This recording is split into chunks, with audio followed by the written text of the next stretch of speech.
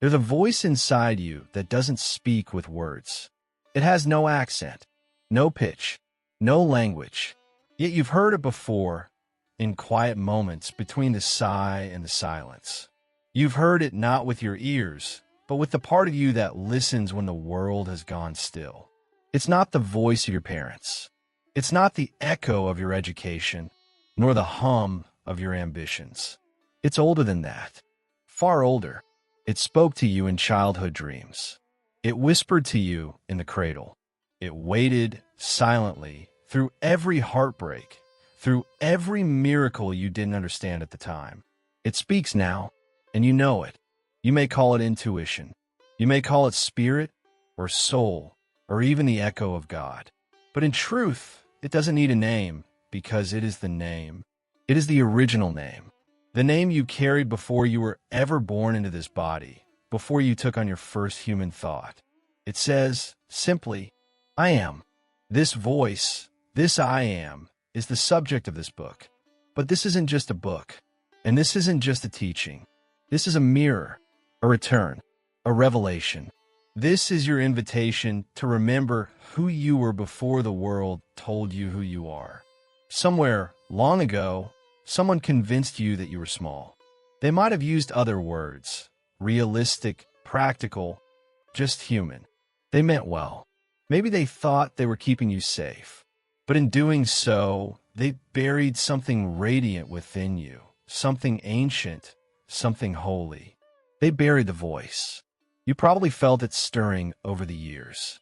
In a sudden moment of awe under the stars, in the presence of death, or birth, or deep, sacrificial love. In those moments, the layers fall away. Time collapses. You realize that you're more than a name, more than a job, more than your fears. That's when I am breaks through, but we've learned to shut it down, to intellectualize it, to turn it into doctrine or ignore it altogether. We've grown up in a world that rewards performance and punishes silence. We measure worth in numbers and titles, not in essence. We seek meaning outside ourselves, in politics, in relationships, in accumulating and achieving, never realizing that the only true meaning was inside all along, waiting. Waiting to be remembered, waiting to be spoken, waiting to be embodied. This isn't religion. This isn't dogma. This is not another system that asks you to believe more. This is a quiet revolution that begins with a single recognition. You are not what the world told you. You are I am in form. You are God, veiled in skin. This book won't give you anything you don't already have, but it will remind you of what you forgot, of what life, in its distractions, comparisons, and wounds, made you question.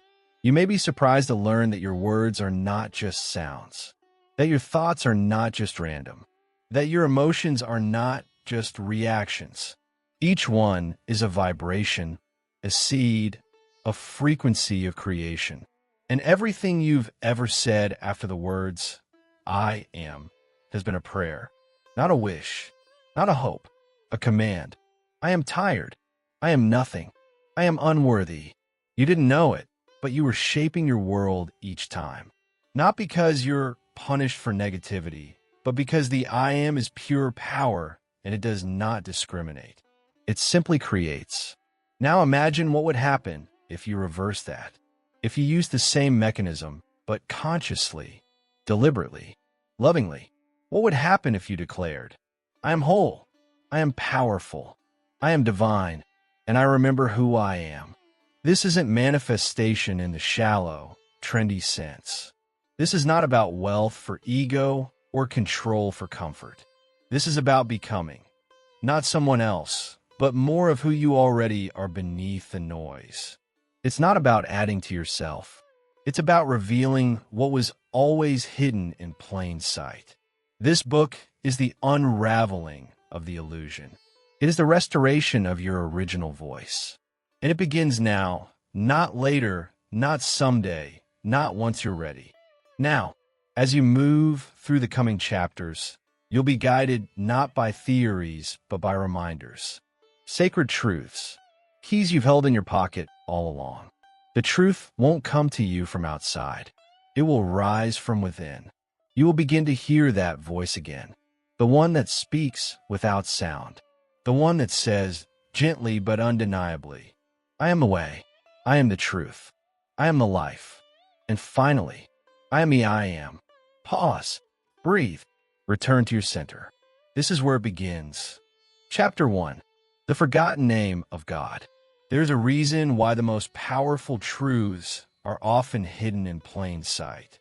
Not because they are too complex to be understood, but because they are too simple to be believed. Humanity has long searched for the sacred name of God, the ultimate key, the word that opens every gate, silences every fear, and returns us to what we lost but never truly left.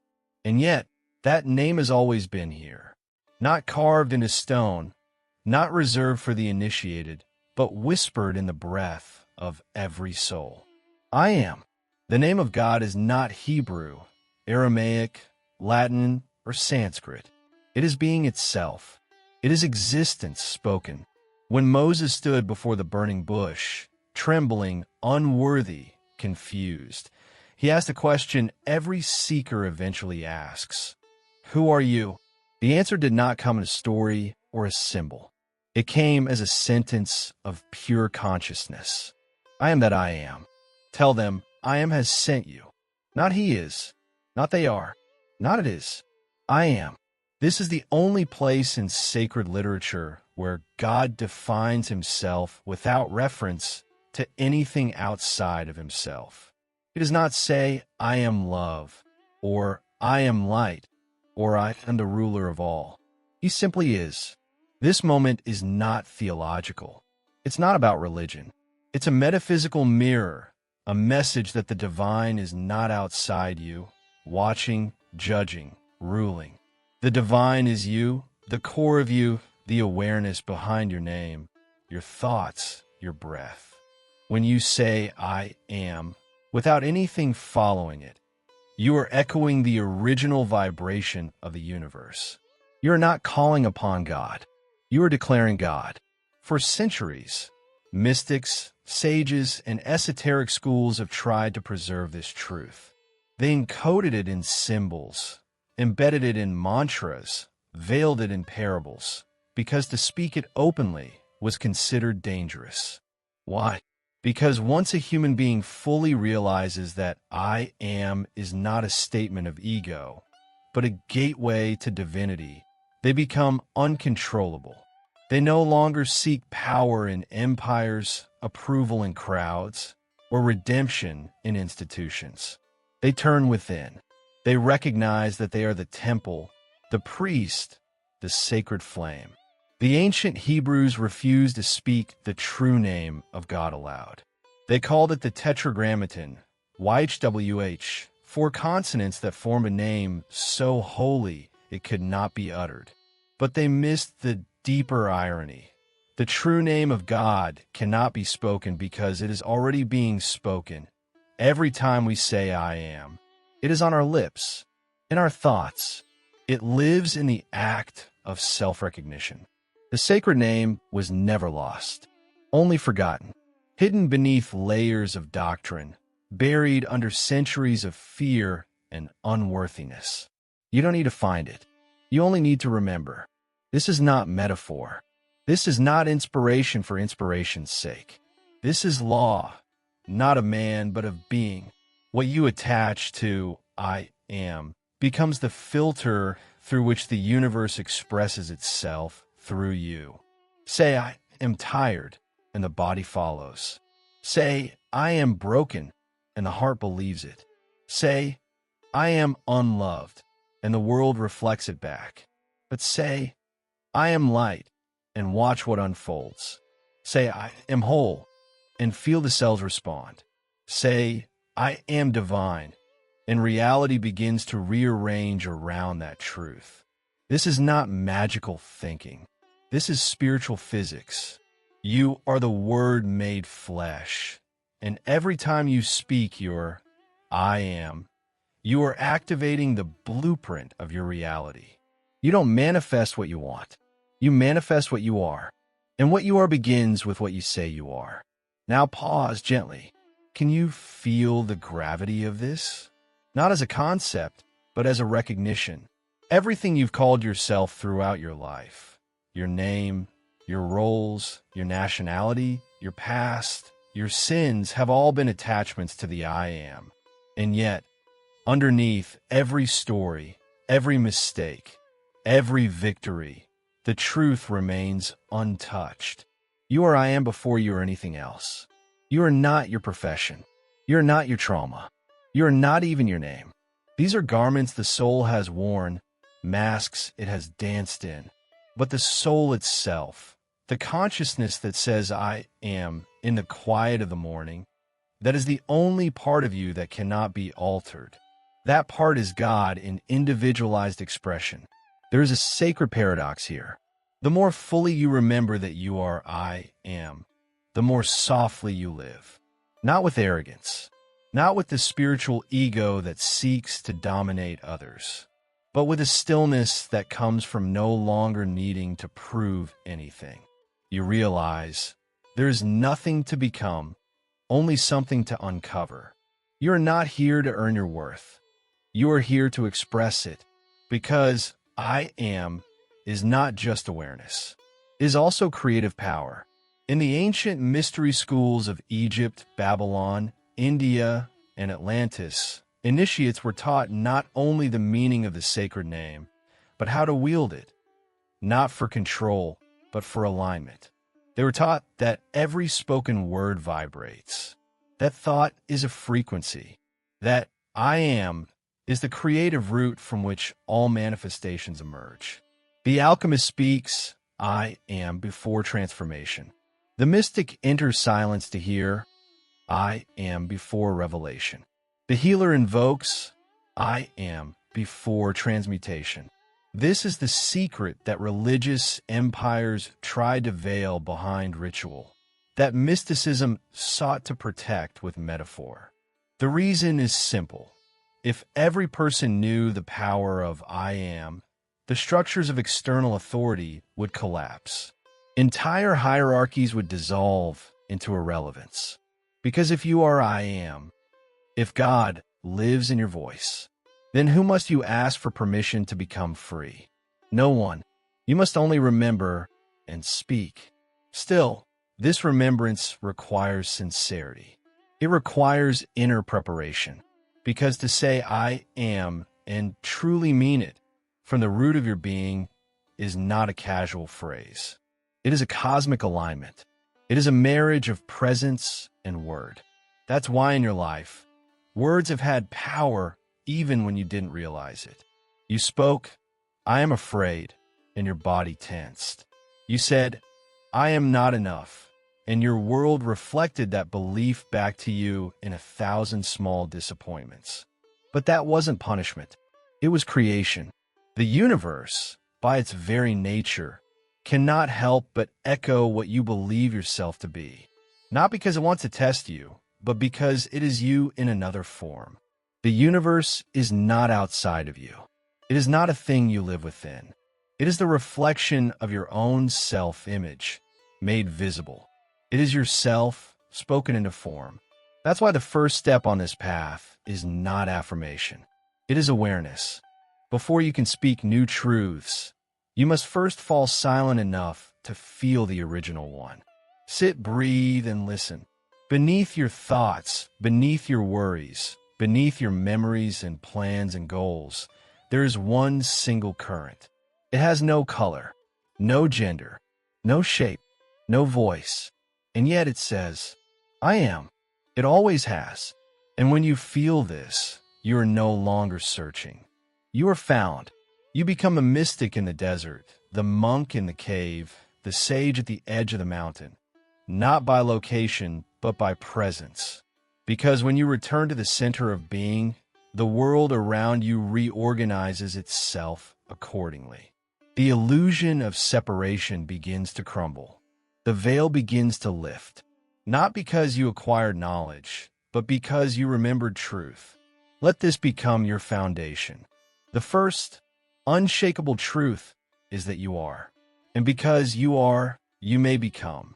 Whatever you attach to I am, with belief, emotion, and repetition, you invite into being. You plant it. You water it. You give it breath.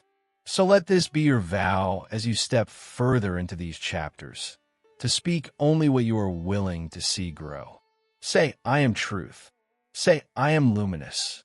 Say, I am one with the infinite presence, not to convince the universe, but to awaken yourself.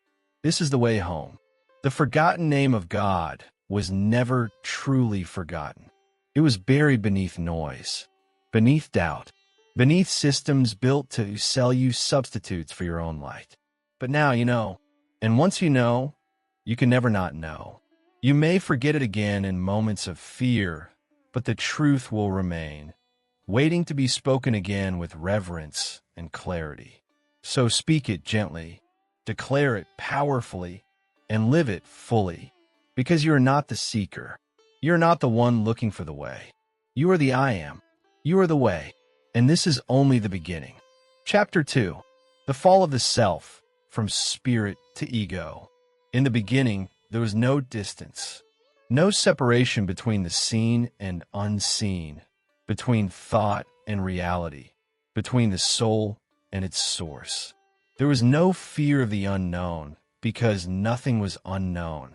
There was only being, whole, luminous, undivided. This was the original state. Call it Eden, call it the garden, call it the field beyond duality. It doesn't matter.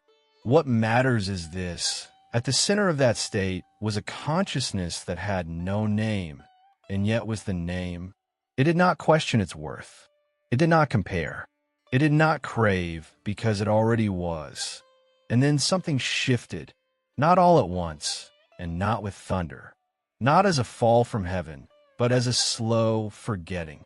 A dimming, a soft disconnection. The great I am began to identify with the outer layers of experience, with form, with feeling, with thought, until the center faded from view. What was once essence became identity. What was once unity became me. This was the fall, not from grace, but from awareness. Not from paradise, but from presence. It was not a punishment. It was a passage. An experiment in individuality and incarnation. Spirit chose to forget itself in order to remember itself more fully. But in forgetting, it became entangled in the illusions of ego. Ego is not the enemy. Ego is the mask. It is the face we wear to navigate the physical world. It is not inherently bad, but when mistaken for the self, it becomes a prison. Ego says, I am what I do. Ego says, I'm how they see me. Ego says, I am my name, my job, my wounds, my body. And so the I am, once limitless, began to shrink into I am this, I am that, I am only, until the great mystery became a story, a narrative, a script, and the soul, eternal, luminous, divine, forgot its lines. It forgot it had written the script to begin with. This is not a story of guilt. It is the arc of consciousness itself. Every culture has its version of this myth. The descent of light into matter, the sleeping of the God within man, the exile from the sacred homeland. In Genesis, it is Adam and Eve eating the fruit of knowledge. Not knowledge in itself, but separated knowledge. Duality.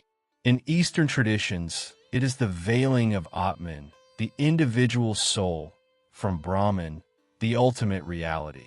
In Kabbalah, it is the shattering of the vessels, divine light fragmented into countless forms. In psychological terms, it is the birth of the conditioned self, shaped by trauma, family, society, survival. But beneath all of it, the same truth echoes. You are not the mask. You are the light behind the mask. And the voice of that light still whispers, still waits. I am. But when ego rules, that voice is drowned out. Ego must define itself constantly. It builds identities from pain and pride alike. It thrives on comparison judgment, attachment. It fears stillness, because in stillness it begins to unravel. It fears silence, because in silence it hears the truth. You are not in control, and you never needed to be. So ego speaks louder. It projects. It defends. It accumulates. And the soul becomes tired, not from life, but from pretending. Have you felt that? That quiet fatigue, not of the body, but of the self that must maintain a story? It's the exhaustion of forgetting. But even there, at the lowest, darkest point of the illusion, the truth never leaves you. It cannot. Time is not a phase you pass through. It is the eternal substrate beneath every experience, every emotion, every mask. It is waiting. It is patient. It is home. What is required now is not to defeat the ego, but to disidentify from it, to see it clearly, not as your enemy, but as your tool, not as your truth, but as your interface. Your name, your story, your preferences, they are garments, sacred, temporary, beautiful in their fragility, but they are not you. The real you is the formless awareness that says, I am, even when all else has been stripped away. And that awareness cannot be touched by shame, by failure, by death. It has no past and no future. It lives only now. This is why awakening often begins with crisis.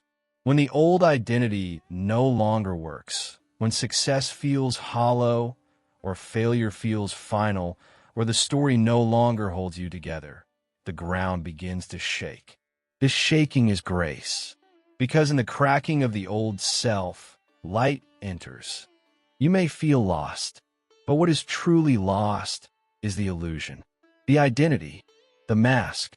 What remains, quietly, steadily, is the presence that never left. That presence says, you are not what happened to you. You are not what they called you. You are not even who you think you are. You are I am. From spirit to ego was a descent. From ego back to spirit is a return. Not to the past, but to the present. Not to an idealized version of you, but to the unconditioned self. This book is your ladder. Not because it takes you higher, but because it takes you deeper.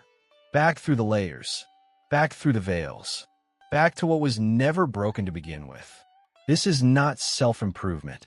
This is self-remembrance. Because the truth is still alive, inside you, unchanged. You're the one who walked away, and you are the one who will return. And even in your forgetting, the voice has always whispered, I am with you. I am in you. I am you. Chapter 3. The Hidden Christ Within. There is a mystery that lives at the center of every true spiritual path, a sacred flame passed down not by religion, but by revelation, not through sermons, but through silence. It is the mystery of the Christ, not as a man, not as a symbol, but as the living potential within every soul to awaken, to rise, to remember. This Christ is not historical. It is eternal. It did not begin in Bethlehem, and it did not end on a cross. It is not the property of one culture or one text or one name. The Christ is the light buried in form, the divine spark hidden in the clay of ego, sleeping within the heart of every human being, waiting not for permission, but for recognition. You don't worship the Christ.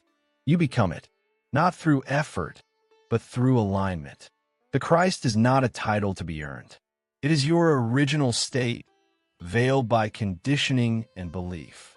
It is the part of you that knows truth without proof, sees beauty without comparison, forgives without demand, and loves without opposite.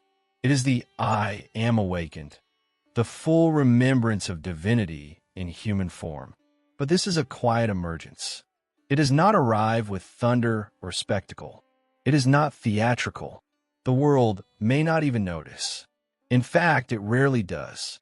Because when the Christ within you begins to stir, it doesn't ask to be seen. It asks to be lived.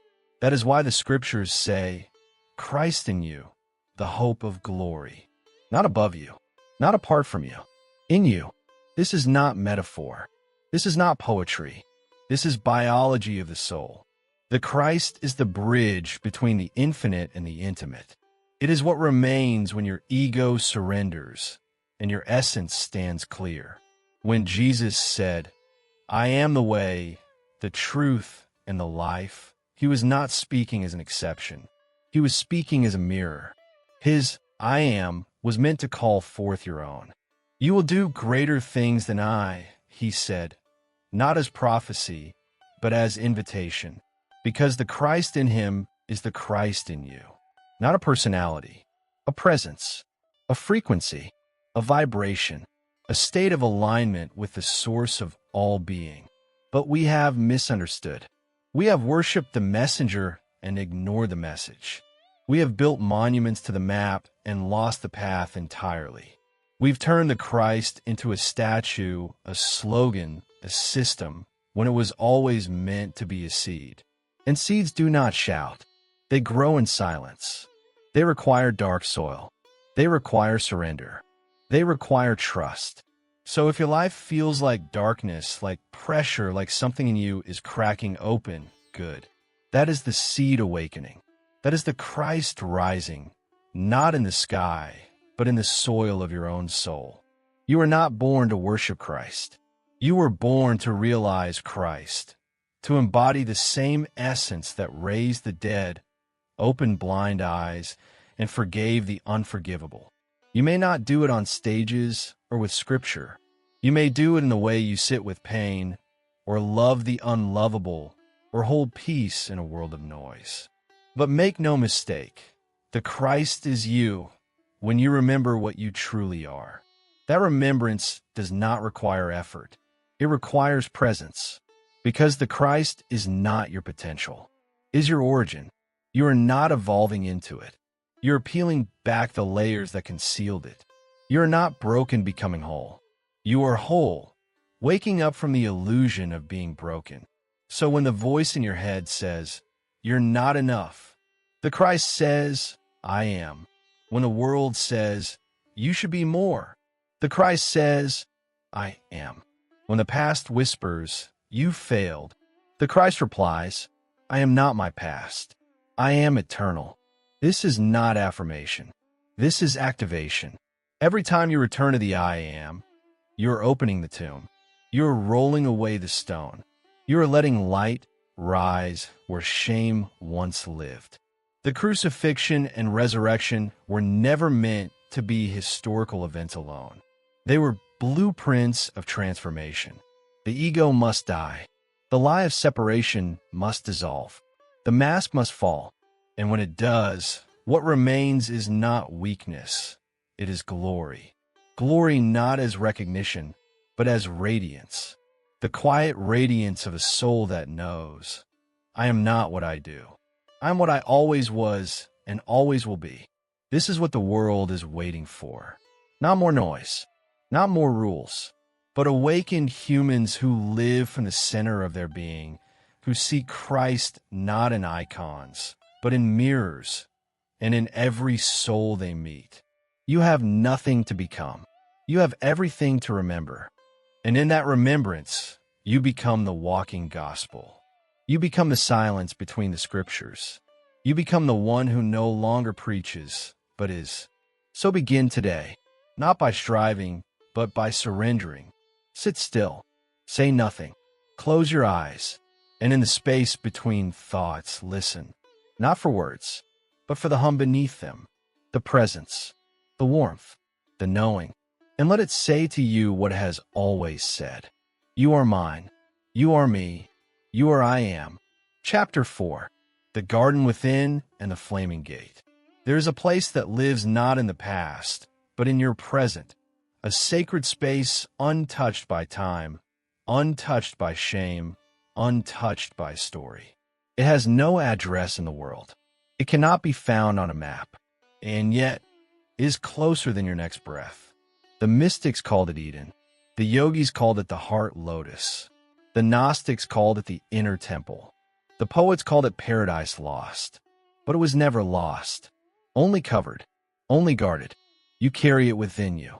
It lives beneath your memories, beneath your fears. It waits beneath the layers of ambition and identity and urgency. And it is not silent. It calls to you. You felt it in moments when the noise drops out and something deeper whispers.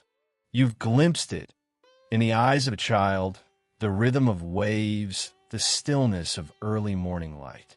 That soft aching, that sacred homesickness, it is the memory of the garden. Not the garden of history, but the garden of being. In the book of Genesis, the story is told of Adam and Eve walking with God in the cool of the day. They were naked, meaning unguarded, transparent, fully present. They were not afraid. They were not ashamed. They were whole. And then they ate the fruit of the knowledge of good and evil. Not evil itself, but division, duality, separation, self-consciousness. They turned away from I am and toward I am this, not that. And the world fragmented. The garden didn't vanish. They did. Not physically, but spiritually. They were now clothed in shame, clothed in story, clothed in separation. And so a flaming sword was placed at the gate to guard the path of return. But the sword is not punishment. It is protection. It guards the sacred. It ensures that no one can return through pride or doctrine or performance. You can only return with purity, not of morality, but of heart. You can only enter again when all masks are dropped, when the ego has surrendered, when the soul bows not in fear, but in love. That's why most never return, because the price is everything you thought you were. The flaming sword is the inner fire of truth. It burns illusion. It exposes false identity. It will not let you carry baggage into the Holy of Holies. But once you walk through, once you pass that flaming threshold, what you find is not judgment. It is stillness. It is the garden unchanged, waiting, breathing, remembering you. To re-enter Eden is not to rewind time. It is to come home to the now. It is to step out of the mind and into the moment, not conceptually but fully, with your entire being, because the garden is not a place. It is a frequency. It is the frequency of I am, the state of unconditioned presence, the state where nothing is missing, nothing is lacking, nothing is labeled. This is what the masters meant when they said the kingdom is within. It is not coming. It is not dependent on global change or spiritual hierarchy. It is already here, but you must become quiet enough to feel it. You must become honest enough to see it. And you must become willing enough to let go of everything that stands between you and the gate. So what stands in the way? Only this, the voice that says you are not ready, the voice that says you're not worthy, the voice that says God is far away. But God is not distant. God is not waiting. God is your I am. And the gate is not locked. It is guarded by love. Because love will not let you enter halfway. Love will not let you return with self-hatred. Love will not allow you to step into the sacred while still believing you are unworthy of it. You must lay it all down, the fear, the guilt, the role-playing, and come as you were always meant to be. Bare, whole, conscious, present. This is not an act of religion. It is a return to reality. It is a shift from concept to communion, from pretending to presence. When you re-enter the garden, the world does not vanish, but it transforms. You see differently. You love differently. You live not as a seeker of light, but as light remembering itself. You become the very tree of life, rooted in spirit, blossoming in compassion, bearing fruit in stillness. And from this sacred center, everything flows rightly.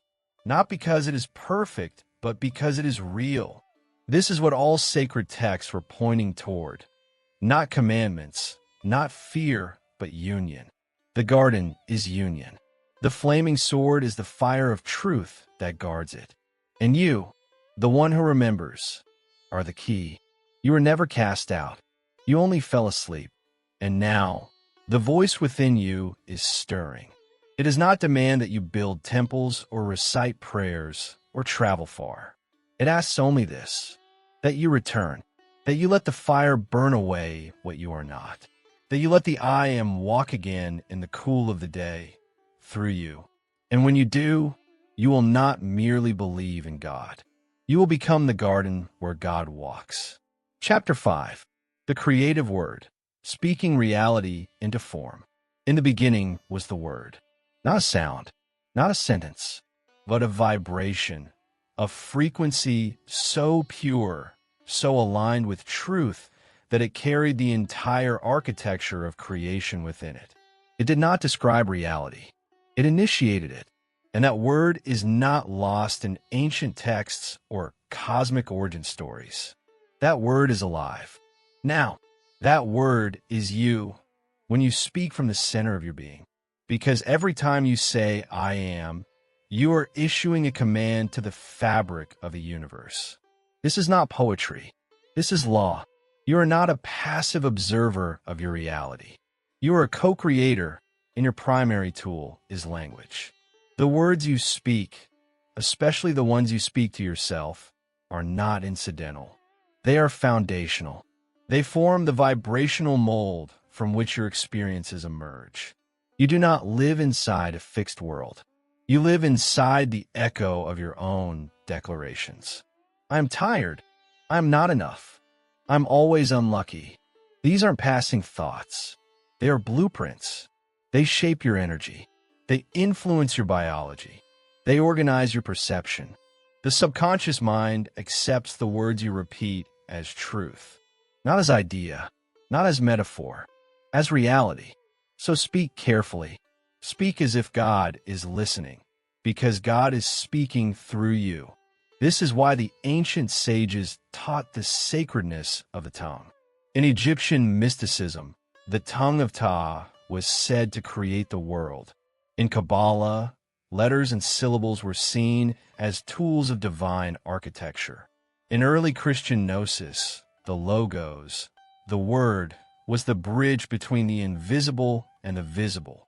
All of it points to one thing. Speech is power. Speech is sacred. Speech is creation. But not just any speech, only that which is spoken from the alignment of I am. When your words are rooted in ego, they are noise. When they are rooted in fear, they are illusion. But when they come from truth, from presence, from the stillness of the garden, they carry authority. Not control over others, but creative authority over your own reality. This is the invitation. To speak only what you are willing to experience. To align your language with your highest identity. If you call yourself broken, your world will mirror that. If you call yourself blessed, your cells will begin to glow in response. This is not superstition. This is resonance. Your words are frequencies, and the universe is listening, not as judge, but as mirror. And a mirror is perfect. It does not distort. It reflects whatever you send. So ask yourself, what have I been saying without even noticing? What have I been declaring about my body, my future, my worth, my limits? You don't need guilt. You need awareness. Because now you are free to speak again, but from a new place. From the I am, not the I wish. From the I am, not the I fear. From the I am, not the I was. Let every word be prayer. Let every declaration be clean. Let every I am be holy ground. Say, I am light. Say, I am ready. Say, I am the clear channel through which heaven touches earth. Speak these words not to beg reality to change, but to reveal what already is. Because the truth does not need to be created. It needs to be spoken with clarity, with consistency, with conviction.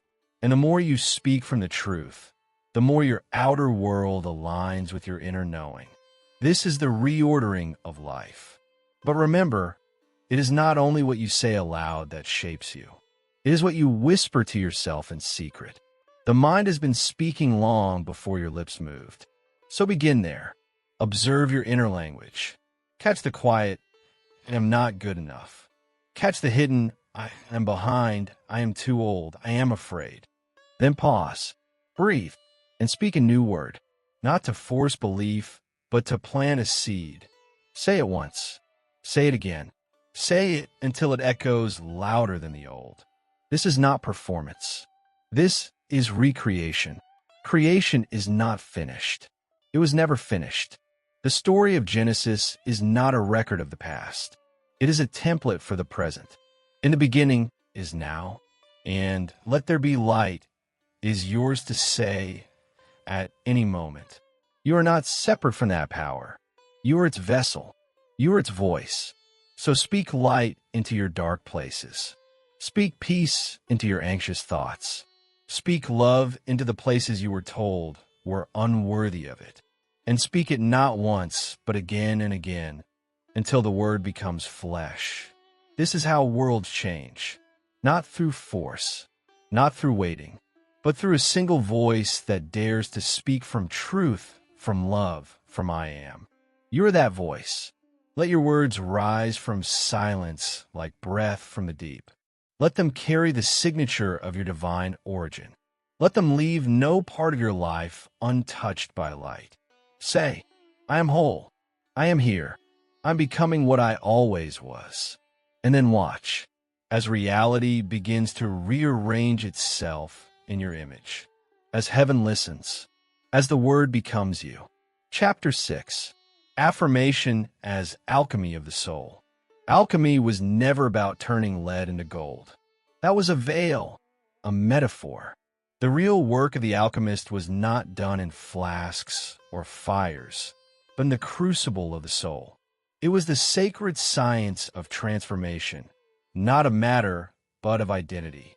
To take the dense, heavy weight of fear, doubt, and limitation, and refine it into light, into clarity, into divine expression.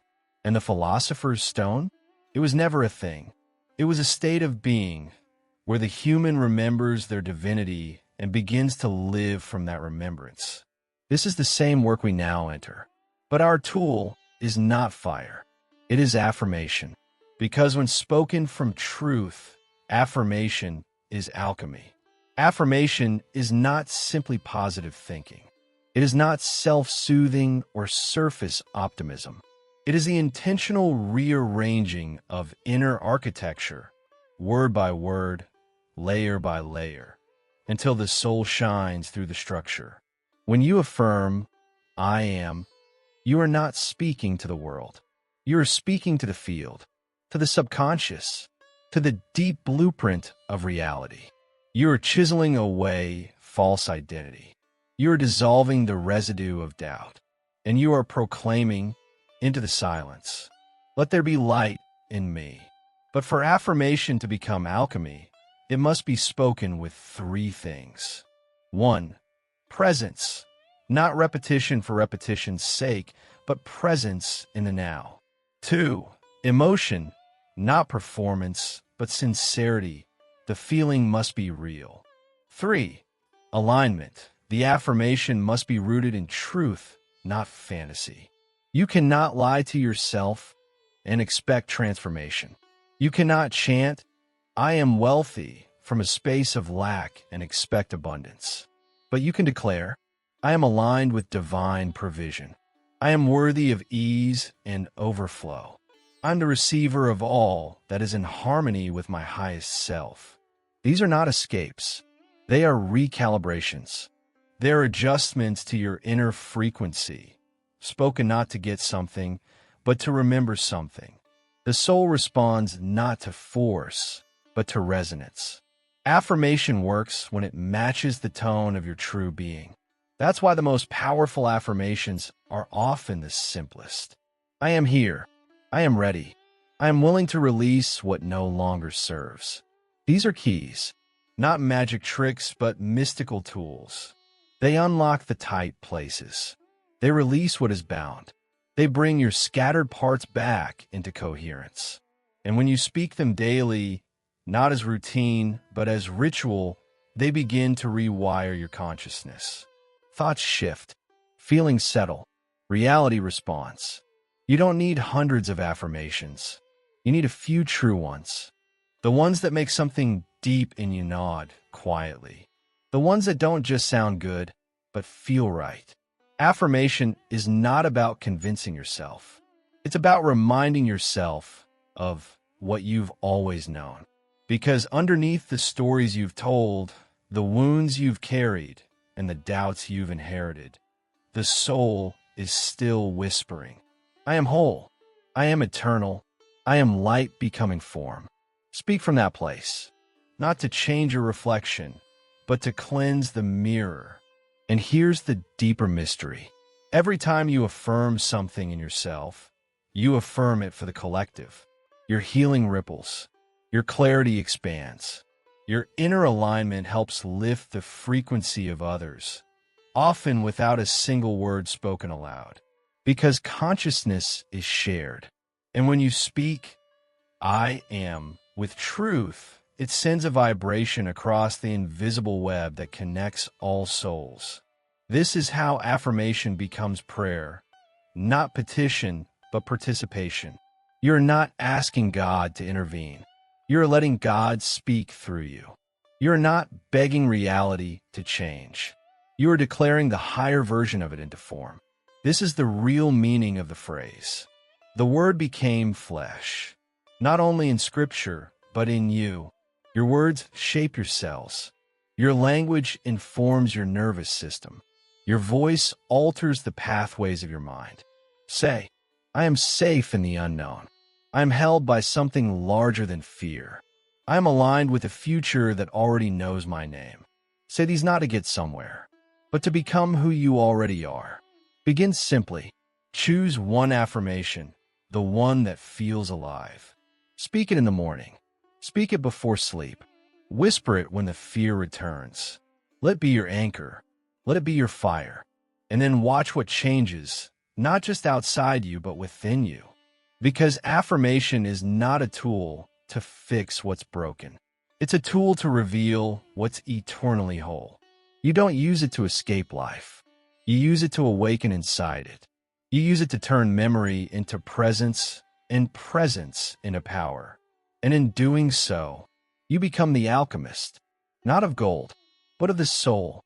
Chapter 7, From I Want to I Am, the surrender of creation. Desire is not wrong.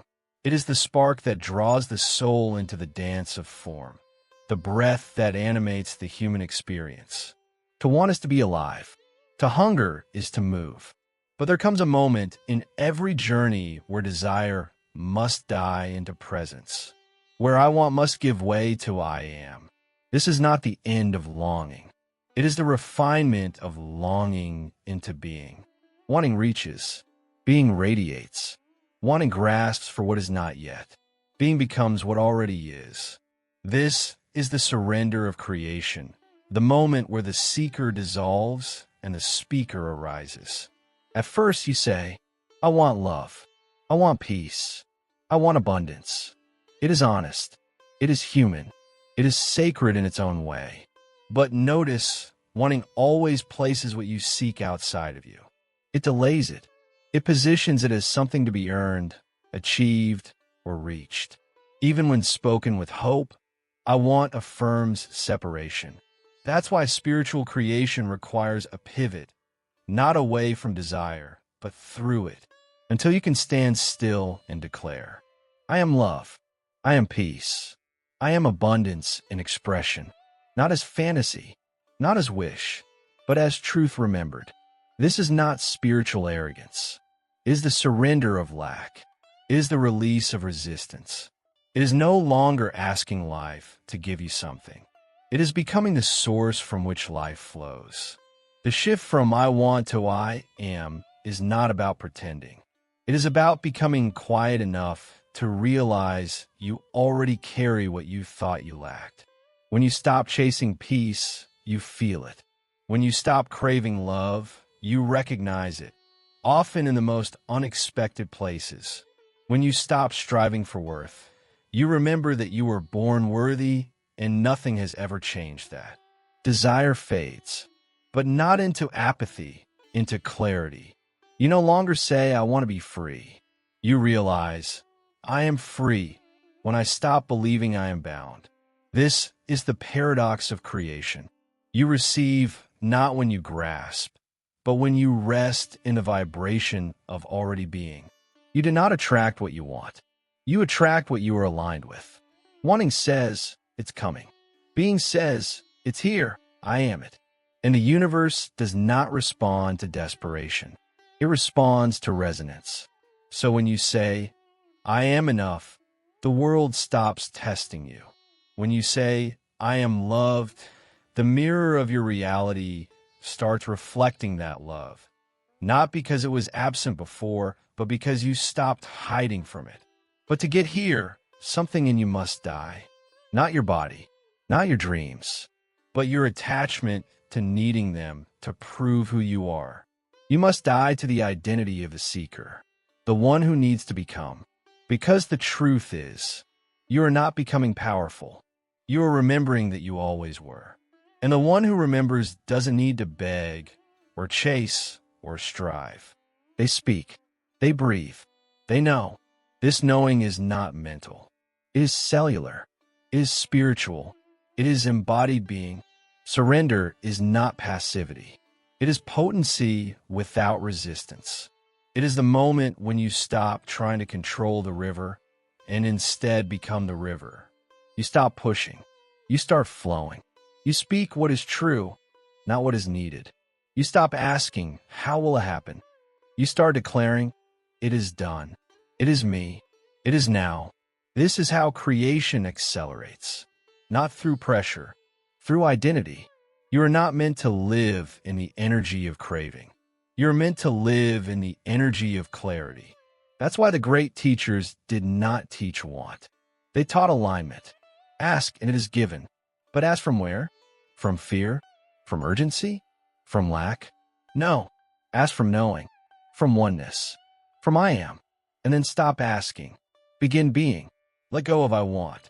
Not by denying your desire, but by ascending beyond it. Desire is the fire that calls you forward. But being is the flame that burns within you already. Return to the truth. I am all that I seek. I am the presence through which my desires are fulfilled. I'm the source, not the seeker. From this place, you don't hope for a better life. You embody a higher vibration, and the life that matches that vibration begins to emerge. Naturally, effortlessly, in divine rhythm. Not because you made it happen, but because you finally allowed it to catch up with who you've become. This is surrender, not giving up, giving in to truth. Let the wanting fall away. Let the striving burn. Let the questions dissolve. Stand still. Breathe. Declare, I am the I am. And let the world rearrange itself around your becoming. Chapter 8. The physics of the invisible. Thought, frequency, and form. Everything is energy. This is not a spiritual idea. It is a scientific truth. From the smallest subatomic particle to the largest galaxy, all of reality is vibration. Fields moving, waves forming, frequencies interacting. But what science is only beginning to touch, mystics have known for millennia. As within, so without. As above, so below. This is not poetry. It is mechanics. Your thoughts are not abstractions. Your emotions are not echoes. Your beliefs are not invisible. They are all energetic signatures pulsing into the field of life, creating ripples, attracting matter, forming pattern. You don't just think reality. You tune it. You are the instrument. You are the vibration. You are the music the universe responds to. When you speak the words, I am, you are not making a request. You're activating a frequency of being, and that frequency, like all frequencies, attracts that which matches it. This is the principle behind magnetism, behind manifestation, behind every sacred ritual and every scientific field theory. Like attracts like, vibration meets vibration. And so, your life is not random. It is resonant. It reflects the sum total of your most consistent frequencies. Not your passing wishes, but your sustained beliefs.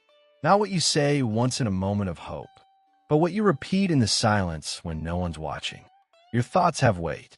Your emotions have amplitude. Your beliefs have charge. And the most powerful generator of all, your identity.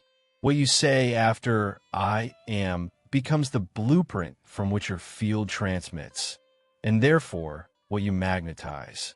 Say, "I am unworthy," and you radiate fragmentation. Say, "I am powerful," and you radiate coherence. The field around you is not judging. It is mirroring, not to punish, to align. So the question becomes not, how do I get what I want? But rather, what am I vibrating consistently? What reality is being summoned through the frequencies I carry and the thoughts I entertain? If you truly understood the precision of this system, you would watch your thoughts like sacred flame. You would filter your self-talk like holy scripture. You would bless your mind like a temple, because it is the transmitter of your life experience. This is the sacred technology of consciousness. Every thought is a wave. Every word is a pulse. Every emotion is a signal. Every belief is a tuning fork. You're not living in a world of solid things. You're living in a world of patterns, frequencies, and feedback loops. And the loop begins with you. Not because the universe revolves around your ego, but because the I am in you is the same force that shaped the stars. You are not a visitor in this dimension. You are a participant in its ongoing creation. So how do you change what you experience? You do not beg. You do not force. You tune.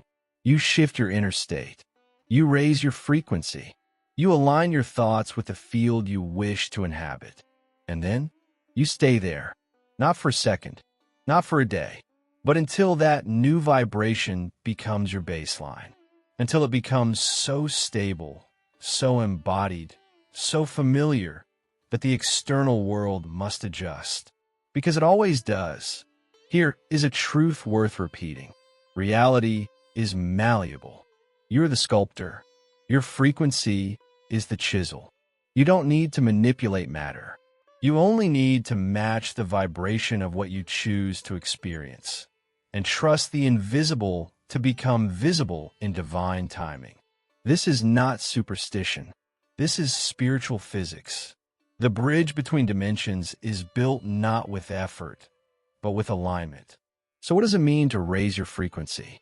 It does not mean denying pain or avoiding challenge. It means choosing clarity over confusion, presence over projection, truth over story. It means remembering that even in moments of shadow, you are still light. Even when feeling unworthy, the essence of I am remains untouched. You raise your frequency by returning to your original vibration, the one before fear, before shame, before history. That frequency is love. That frequency is truth. That frequency is you. And here is the final key of this chapter. Frequency is felt before it is seen. You may not see instant results. You may not get immediate confirmation, but you will know, because your breath will slow, your body will open, your perception will soften, and that knowing, that calm, silent resonance, is proof that the shift has already begun. The seed is planted. The echo has been sent. The form is on its way. So stand in the field. Speak the words. Align your frequency. Say, I am aligned with the highest vibration available to me now. I am a clear channel of love, clarity, and creative force. I'm the transmitter of beauty, peace, and divine order. Say because it's true. Say it until it feels familiar. Say it until it becomes you. And then, watch the invisible take shape. Chapter 9. Heaven on Earth. Living from the I Am daily. Heaven was never somewhere else. It was never distant, never reserved, never behind some final curtain of death or worthiness or spiritual hierarchy. Heaven was always here, hidden in plain sight, folded within the present moment, waiting for someone to remember, not to escape the world, but to see it rightly, not to ascend from earth, but to bring heaven down into it through you, because you are the gate, you are the channel, you're the place where spirit becomes matter, where breath becomes word, and word becomes flesh. This is the final movement of I Am, the transition from awakening to embodiment. Awakening is beautiful, but it is only the beginning. You've remembered who you are. You've reclaimed the name, the frequency, the light. Now you must live it, not on retreat, not in silence only, but in the street, the home, the relationship, the hour of disappointment. Spirituality is not separation from life. It is full participation from a different state of being. You don't become less human. You become more divinely human. You move through the world with awareness, not avoidance. You love without condition. You listen without defense. You create without ego. Not perfectly, but consciously. To live from the I Am is to begin each day as if it were a sacred ritual. You wake not just to survive, but to radiate. Before the noise, before the news, before the world claims your attention, you pause. You breathe. You remember. You return to the truth. I am not this thought. I am not this emotion. I am the one who sees. And from that seeing, you speak. I am aligned. I am whole. I am the presence of peace on earth, in this body, in this life. This is not indulgence. This is your real work. The world does not need more performance. It needs presence. You don't need to move to a mountaintop to live as light.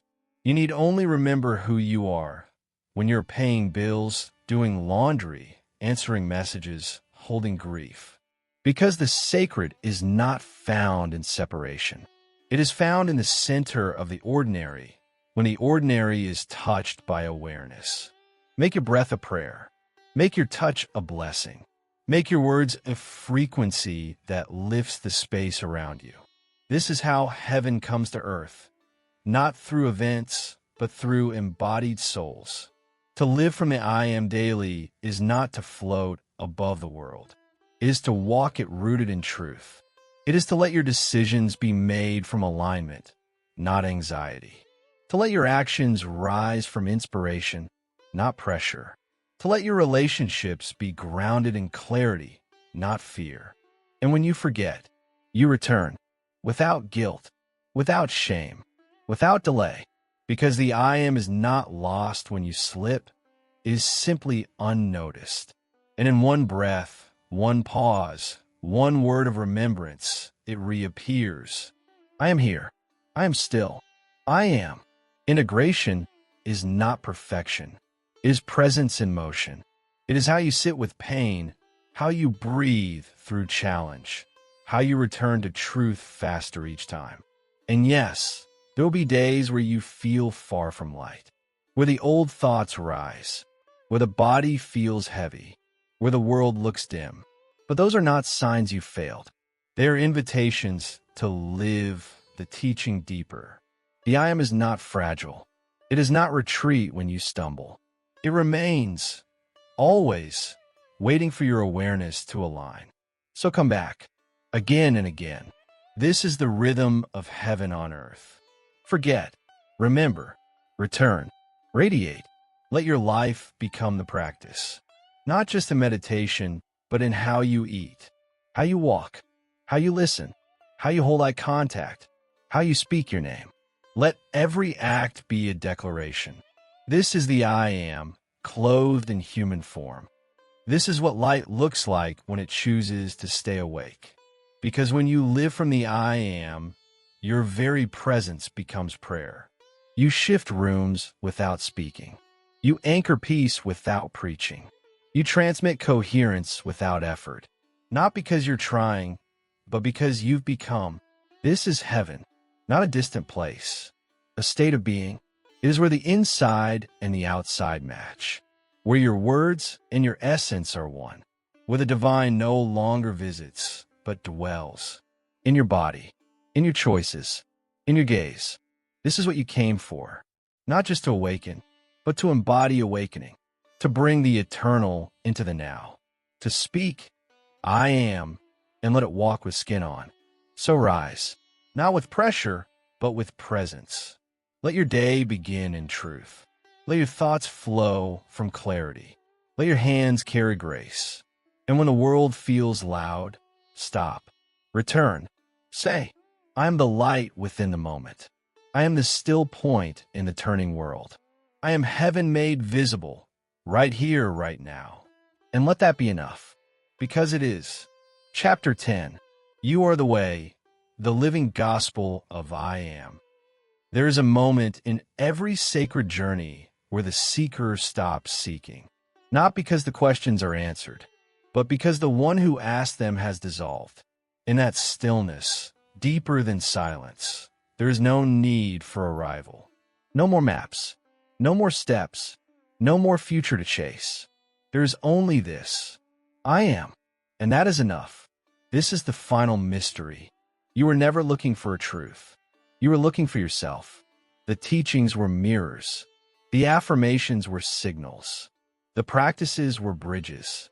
But you are the message, not a follower of light, a carrier of it, not a student of the word, a living sentence of it. I am the way, not as philosophy, as identity. This is what the masters meant, but could not fully explain. You are not saved by what you believe. You are saved by what you become. When your actions rise from truth, when your words are built from presence, when your thoughts return again and again to love, then the gospel is no longer something you read. It is something you radiate. You become scripture, not written in books, but in the lives you touch. You become the revelation, not declared from pulpits, but whispered in eye contact and quiet acts of mercy. This is how the world changes, not by force, not by fear, but by alignment, one human at a time, returning to the I am and choosing to live from it. The ego wants spectacle.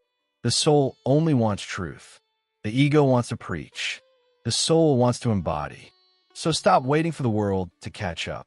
Let it meet you where you stand, fully, fiercely, peacefully you. Because when you speak, I am, and mean it, and live it, the atmosphere changes. Not because of volume, but because of vibration. You are the sermon now. Your presence is the teaching. Your peace is the transmission. Your silence is the sanctuary. You do not need to convince. You only need to become. The world is starving for authenticity, not argument. For coherence, not charisma.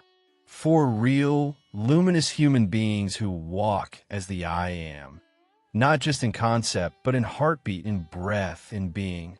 You're that being, not because you achieved it, but because you finally remembered it. Let this truth be etched in the center of your soul. You are not the student of the sacred. You are the sacred remembering itself. You are not separate from the light. You are light in temporary form. You are not waiting to be chosen. You already were, before time, before breath, before name. And now, you choose yourself, not as ego, as vessel. You choose to walk not as a seeker of God, but as the space through which God walks this earth. This is what the garden pointed to. This is what the cross and the flame and the silence all led to. You, now, awake. So let your life preach. Let your gaze comfort. Let your laughter heal. Let your presence remind others of their own name. You don't need a stage. You don't need a robe. You don't need a title. You need only this. To live each moment from the center of I am. And let that be the miracle. You are the final chapter. You're the open scroll. You are the echo of eternity made personal. And when you forget, return. When the world grows heavy, return. When the path seems lost, remember, you are the way, you are the light, you are the name. Let it be known not in words alone, but in being, because you were never looking for God. You were looking for the part of yourself that never left him. And now, you have returned. And if this message spoke to your soul, comment below and share where you're listening from. Pass this on to someone you love, and subscribe to this channel. Every day, we bring new light to feed your spirit, to remind you of what you've always known. You are the I Am. Chapter 11. The Body as Temple, Embodying the Divine in Form. You were not born into a body by accident. You did not fall from the sky in a matter as punishment. You descended with purpose, with precision, with love. The body is not a prison. It is a portal. It is the temple through which spirit walks the earth. Not an obstacle to transcend, but a vessel to inhabit with reverence. Not a distraction, but a sacred site. To fully awaken is not to escape the body. It is to enter it completely, to inhabit it as the holy structure it is, moment by moment, breath by breath. Ancient teachings knew this. Before dogma distorted the message, the body was honored as a microcosm of the cosmos, a reflection of the divine. The breath was sacred. The heart was altar. The bones were symbols of the eternal. The early mystics didn't deny the flesh. They anointed it, not in vanity, but in awareness, because to live as the I Am means to carry the light into every cell, every sensation, every movement. This is not metaphor. It is incarnation. Your body is not separate from your spiritual path. It is the stage upon which it unfolds. You feel resistance there. You hold memory there. You experience bliss, grief, pleasure, contraction, all within this vessel. Your mind may wander to the past. Your thoughts may chase the future. But your body is always here, always now, always calling you home. To return to the body is to return to presence. And presence is where I Am lives. So many seekers try to bypass the body, to transcend it, to deny it, to silence its signals. But the path of embodiment asks something far more radical. To listen, to feel, to trust. Your body speaks in whispers. The flutter in your gut, the tightening in your chest, the tears that rise without explanation. These are not flaws. They are prayers in a different language. To honor your body is to say, nothing in me is separate from the sacred. Even pain becomes a portal. Even fatigue becomes a message. Even craving becomes a compass, pointing toward unmet needs, unspoken truths. You don't need to master your body. You need to meet it with compassion, with humility, with wonder. This is where healing begins, not by fixing what is broken, but by recognizing what has always been sacred. Your breath is holy. Your pulse is rhythm of the cosmos. Your skin, your voice, your spine, all echoes of divine geometry, moving in harmony with the great unfolding. To be in your body is not to be less spiritual, it is to be fully here. To love your body is to anchor heaven into earth. Consider this. Every act of care, of hydration, nourishment, rest, touch, is an offering to the temple, not out of obligation, out of reverence. Every time you stretch, move, or dance, you're not just exercising. You're activating memory in your cells. I am not just visiting this body. I am this body for now. I am here to feel it fully. This is how the light gets in, not through escape, but through embodied presence. And when your body feels heavy, unwell, unlovable, meet it with even more love, not as reward, but as reminder. You don't have to wait until it feels better to treat it as divine. In fact, your love may be the medicine it's been waiting for. The body listens. the body holds. Your cells are not passive. They respond to thought, to intention, to vibration. Say, I am safe in this body. I am at home in this skin. I am the light of God expressed in form, right here, right now. To fully embody the I am is to stop separating the sacred from the sensory. There is no line. Touch is sacred. Stillness is sacred. Even eating, even sweating, even resting, sacred. You are spirit and skin, soul and breath, infinity clothed in atoms and blood and miracle. The body is not in the way. The body is the way. This is how you bring heaven to earth, not in thought alone, but in how you walk, sit, eat, embrace. Let your posture reflect your truth. Let your breath declare your peace. Let your eyes hold the light that lives behind them. Let your presence become the proof. And when others meet you, let them remember not what you said, but what you carried. You are not only awakening consciousness, you are awakening a new kind of human, one who no longer separates body and soul, but lives as both, together, in harmony. So breathe deeply, walk gently, eat gratefully, rest intentionally. This is worship. This is embodiment. This is the final form of the sacred. Not beyond the body, but through it. Let your skin remember. Let your cells awaken. Let your humanity shine. Because this is where the divine lives now. And it chose you, not just as light, but as light in form. Chapter 12. The Dark Night and the Light Within. There comes a moment in every journey when a light disappears. The prayers feel hollow. The affirmations fall silent. The presence you once felt so clearly becomes distant or vanishes entirely. It is not depression. It is not failure. It is something more ancient, more sacred. It is the dark night of the soul. And though it may feel like collapse, it is, in truth, a consecration, not a fall from grace, but a descent into it. You cannot awaken without first confronting what stands in the way. And what stands in the way is not the world. It is you, your identities, your masks, your strategies for control, your secret bargains with God. If I am good, I will be spared. But the soul does not bargain. The soul burns away what is false, so that only the real may remain. This is the dark night, not the end of the path, but the fire in its center. Do not fear the silence. When the divine goes quiet, it is not absent. It is pulling you deeper. It is removing the scaffolding, the external sense of connection, so you can find what is eternal within.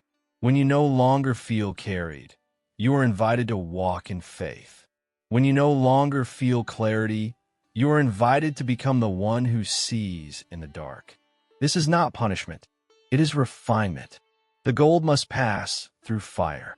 The seed must split in darkness. The soul must shed every illusion of separation. Only then can you know, even in the night, I am still. The world may think you are unraveling, but you are not falling apart. You are falling inward. You are descending into the core of your being, where the false self dies, and the true self is born not in glory, but in silence. Here, there are no answers, only breath, only presence. And in that stillness, the light does not return from above. It rises from within, not as ecstasy, as clarity, as unwavering awareness. I am, not I am fine, not I am whole, just I am, and that is enough. Let this be known. The dark night is not a detour. It is a gate, a holy place, a furnace. And you, dear soul, are the offering. You are being stripped, not to be diminished, but to be made radiant without armor. Because what lies on the other side is not more knowledge. It is more being, a grounded, embodied I am that no longer needs the light to believe in it. It has become the light. You will cry. You will question. You will rage. And still, you are loved, not because you hold it together, but because you are held together even when you feel like breaking. There's a light that does not depend on belief. There's a grace that remains even when you can no longer pray. That is what carries you now, not your strength, but the truth you cannot lose even when everything else is gone. And when the night begins to lift, as it always does, you will rise different, not triumphant, but real. Your joy will be quieter. Your peace will be deeper. Your words fewer, but truer. You will walk through life not with answers, but with presence. And you will recognize others who have passed through the same fire, not by what they say, but by the stillness in their eyes. The dark night does not make you better. It makes you true. So if you are in the night, know this. You're not alone. You're not broken. You are not forgotten. You are in the middle of becoming. You are passing through the deepest gate where no one else can walk for you. And when you emerge, you will not just carry the light. You will be it. Say, even now, I am held. I am not lost. I am the one walking through the night, and I am the one who is the light within it. Let that be your guide. Let that be enough. Chapter 13. Time, eternity in the now. Time is not what you think it is. It is not a line. It is not a prison. It is not the master of your becoming. Time is a tool, but eternity is your nature. You are not born into time. Time was born into your awareness. The past, the future, they are coordinates in a dream of form. Useful, yes, but only real to the mind. The soul knows something deeper. There is only now. The I am does not live in the past. It does not wait in the future. It speaks only in this breath, this stillness, this moment. And in this moment, you are always free, always enough, always held. The future may feel uncertain. The past may feel heavy. But now is clean. Now is sacred. Now is the only place where heaven can be lived, not imagined. This is the secret. You don't find God in time. You find God in presence. Not later, not when, not if, only here. The ego thrives on time. It lives by delay. One day I'll be ready. One day I'll be healed. One day I'll remember. But the soul whispers a different truth. I am now, not tomorrow, not someday. Now, when you live in the now, you return to your original frequency. You no longer carry yesterday's weight. You no longer anxiously bargain with tomorrow. You stand, rooted, breathing, as the intersection between time and eternity. This moment becomes a temple. This breath becomes a hymn. This silence becomes a sanctuary. And all that is not now simply falls away. This is what sages meant when they said, be still and know. Not know with the mind, know with the being. In the stillness of now, you do not need answers. You remember not facts, but essence. You remember that you are not your story. You are the space beneath the story, not the timeline, the light. And yet, the world teaches you to live in time, to regret, to chase, to measure your worth by milestones and achievements. But the I am cannot be measured. It is not defined by age, not bound by clocks, not changed by calendars. It is the eternal flame burning in your chest, undiminished, unchanged, always here. No matter your past, no matter your mistakes, now is always new. And you're always welcome to return. To step out of time is not to abandon life. It is to enter it more fully. You begin to taste your food. You begin to feel your breath. You begin to speak slower, not because you're lazy, but because you are present. You become unhurried but effective, calm but clear, grounded but radiant. Because in the now, there is nothing missing. You are not incomplete. You are not behind. You're only asked to be here, fully, honestly, with nothing held back. And from this space of now, creation becomes effortless. You don't manifest by demanding the future. You align by embodying the vibration now. You don't wait for peace to arrive. You bring peace into this breath. You don't ask for clarity to fall from the sky. You empty yourself, and it rises from within. The future is not a place you travel to. It is a frequency you inhabit now, and reality shifts to meet you there. This is the key to divine timing. It is not when something will happen. It is when you become the version of yourself who no longer needs it to prove your worth. Then what is yours comes. What is not falls away. Not because you chased it, but because you matched it. And all of that begins in the now. Not tomorrow, not someday, but here. Now is the doorway to eternity. And you're the one standing at its threshold. So return, not to the past, not to the plan, but to presence. Say, I am here. I am now. I am the eternal made conscious in this moment. Say it not to believe it. Say it to become it. And when you do, you will feel it. The pressure lifts. The striving stops. The moment opens. And within that opening, you remember the truth. You're not running out of time. You are the one who transcends it. You're not late. You are eternal. And now is always right on time. Chapter 14. The Return of the Mystic Human. You were never just meant to wake up. You were meant to come back changed. To return not only to yourself, but to this world, this life, this body, with new eyes, a quiet soul, and a heart wide open. This is the sacred path of the mystic human. Not someone who escapes the world in pursuit of God, but someone who finds God in the world and brings that realization back into every step, every gesture, every conversation. The mystic human doesn't reject the world. They transfigure it, not by force, by presence. You were born not to escape Earth, but to consecrate it. You are not here to convince. You are here to become, to live not as an echo of the divine, but as its embodied presence, walking, breathing, creating within form. The mystic human does not hide in temples. They are the temple. They walk through cities with stillness in their eyes. They speak in language that doesn't divide. They listen as if every voice carries a hidden truth. They wear no badge. They claim no superiority. They simply live, rooted in I am. And through their being, others remember. This is your calling now, not to withdraw from the world, but to return to it renewed, to hold both silence and action, stillness and fire, divinity and humanity, in one vessel with no contradiction.